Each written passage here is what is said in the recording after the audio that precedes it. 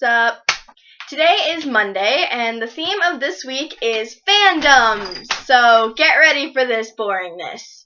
For fandoms this week, I am basically going through the stages of a fangirl and which ones I went through, because I went through a crazy obsession phase once. A few quick things before we get started is that, no, this will also not be my usual background. It's kind of in construction, and it's probably going to be going outside because I am tired of the glare in my glasses. You can't see my face, and there's nothing I can do about that because I have bad vision. So, things will be changing soon. My obsession, you might ask. Drum roll, please. Oh, wait, I'm the only one here. One Direction. Yeah, them.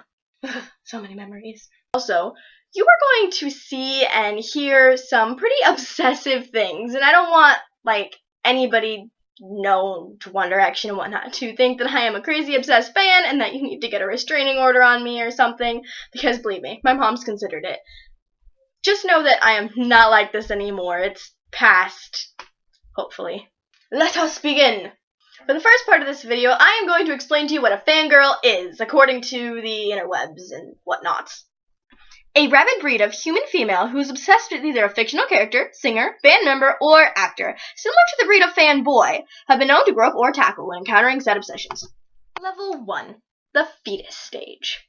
Basically, this stage is when you see them on TV or hear them on the radio, and you just kind of want to get a better idea of who they are, and so you start Googling them, find a little bit more about them, and then slowly, that's where you're at the top of the peak, where you just spiral and spiral and spiral and spiral until there is no coming back. I entered the fetus stage when Marie showed them to me, so yeah, thanks again, Marie, for ruining basically 3 years of my life. She introduced me to them by showing me a few of their songs and a bunch of different pictures of them, and sent me a few because, you know, adorable. And then that's basically just how I got all started and everything. Is it illegal to kill your cat for keeping messing with your camera? Level 2. Level 2 is also known as the research stage because this is basically when you start going more into depth on what you know about them and Googling them and looking them up on YouTube and seeing basically everything you can find about them, and just kind of starts filling your glass of obsession quickly. When I went through this stage, I went home to my house with an album from One Direction that I had borrowed from Marie, Take Me Home. And then as I was listening to the album, I was watching interviews of them on YouTube and saving a few pictures and whatnot that I found on Google Images, along to changing them to my background on my computer. Level 3 is known as the casual stage, and I spent about 1 or 2 years in this stage before I basically just fell into this hole of fandom. It's basically when you're just a casual fan, you would be oh yeah, I like One Direction, and, like a few pages and blogs on them, and, add them to your playlist, and listen to an album or so, buy a few things here and there when you find it. Things like that. For most people, this would be the most common stage, but for this generation of teenage girls, it's not. They normally make it into level 4 pretty quickly, like I did.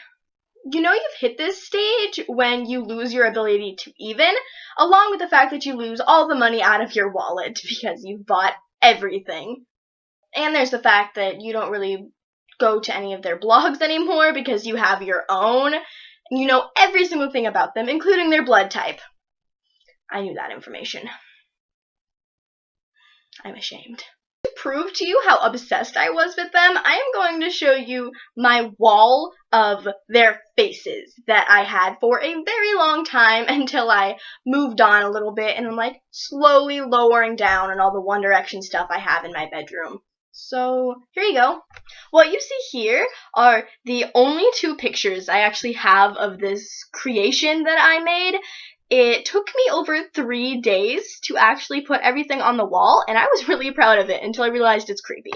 That thing was so... yeah.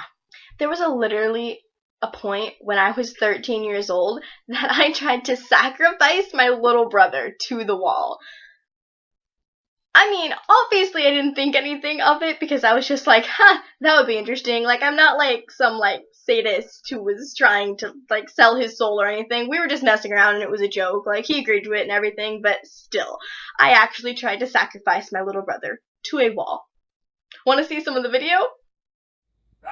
Enter the sacrifice.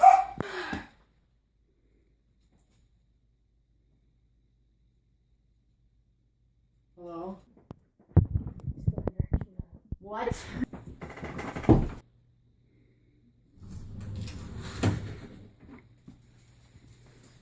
I didn't think she was actually sacrificing her brother.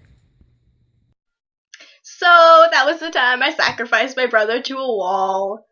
I mean, I didn't actually sacrifice him or anything. He's totally fine now. Hello. So basically that's my spiral from a casual fan to a super fan, and then now I am nowhere in the One Direction fandom at all. I went from liking One Direction to Hollywood Undead, so you know. That's all I've got for you. Maria's video is on Wednesday and Hannah's is on Friday. Bye. Subscribe. Jenna, it's pronounced subscribe. It's not that hard. Whatever.